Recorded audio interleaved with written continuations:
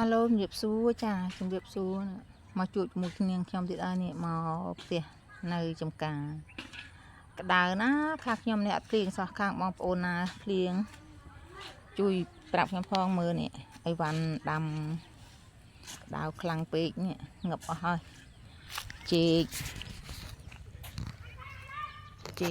មើលដាំតែក្តៅអត់ភ្លៀងស្រោចទឹកទៅមើលចង់ងឹបអស់ណាតែភ្លៀងតែស៊ីមរៀបនៅខ្ញុំនៅស៊ីមរៀបដែរតែខាងស្រុកនេះស្រុកប្រាសាទបកុងនេះអត់ភ្លៀងសោះខាងគេភ្លៀងបានខ្លះតែខាងខ្ញុំនេះអត់ភ្លៀងមើលឡោកអស់ដើមចេកបានប៉ុន្មានដើមនេះក៏ឡោកដៅឡោកអស់លេងអូខានមកយូរហើយនេះញ៉ាណាមើលក្តៅឈូលចង់ងឹបអស់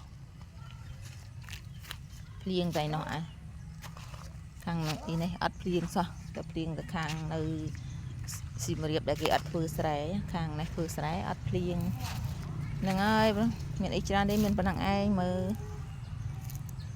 អញ្ចឹងបាយជម្រាបលាជួបគ្នានៅវីដេអូក្រោយ